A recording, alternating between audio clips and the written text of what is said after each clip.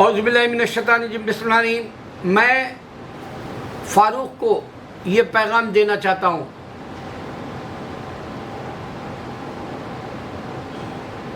میں 3 باتیں بتاؤں گا۔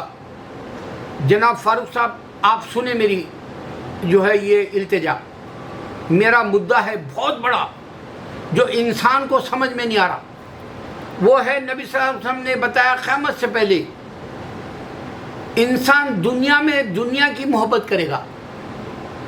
آج امریکہ کے اندر میں نے دیکھا انسان کو مذہب نہیں چاہیے، یورپ میں مذہب نہیں چاہیے، وہ لوگوں کے چرچ پورے جو ہے مسجدوں میں بدل گئے، انگلینڈ، UK میں، امریکہ میں۔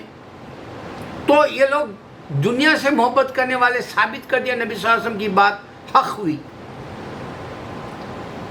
اب اس کا جو اصل پوائنٹ ہے، مدعا، وہ سمجھنا ہے مسلمان۔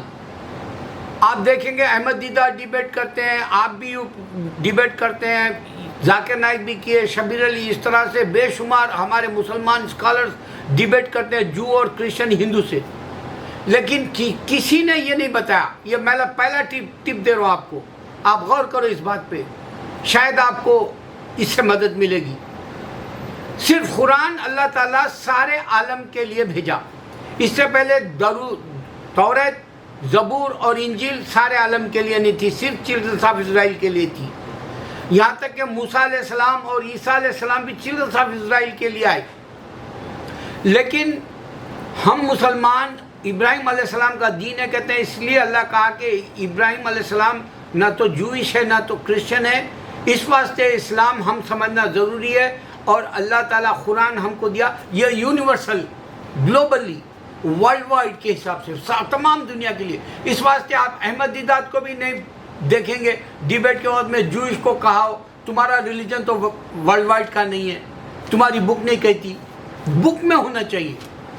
کرسچینٹی کی بائبل ہے، اس میں بھی بک میں نہیں ہے، اس واسطے یہ بک بدل دی گئی۔ جو بکس بدل دیے گئے اس کی خاص یہی ہے کہ وہ ورلڈ وائڈ نہیں تھی۔ یہاں تک کہ ہندوازم کا گیتا اور ویداس بھی بدل دیے گئے، تو اس واسطے وہ ورلڈ وائڈ نہیں آئے، ایشیا تک ہی رہ گیا ہندوازم بھی۔ تو ورلڈ وائڈ کا ریلیجن صرف اسلام ہے۔ یہ پہلی ٹپ سمجھو کہ رحمت العالمین اللہ کے نبی صلی اللہ علیہ وسلم کو ٹائٹل ملا، اس سے پہلے عیسیٰ علیہ السلام کو یہ ٹائٹل نہیں ملا، موسیٰ علیہ السلام کو، یہاں تک کہ ابراہیم علیہ السلام کو بھی نہیں ہے، جبکہ اللہ تعالیٰ بتا رہے ہیں کہ عیسیٰ علیہ السلام اور موسیٰ علیہ السلام اور ابراہیم علیہ السلام کے وقت میں یہ لوگ جو ہے اللہ کے حکموں کو توڑا، اس واسطے قرآن دیا، اور اللہ نے جوئشزم اور کرسچینٹی کو ریجیکٹ کر دیا۔ یہ پہلا ٹپ ہے، سمجھنے کے لیے بتا رہا ہوں کہ یونیورسل ریلیجن کوئی آج تک ذاکر نائک ہو یا احمد دیدات ہو یا کوئی شبیر علی یا کسی بھی میں اسکالر کو یہ نہیں دیکھا کہ اپوزٹ والے ہندو سے بول رہا ہو کہ بھائی تیرا ریلیجن ورلڈ وائڈ کے لیے ہے، کہاں میرے کو کتاب میں بتا، چاہے وہ توریت میں یا زبور میں بتاؤ، بول کے جوئش سے کوئی نہیں پوچھا۔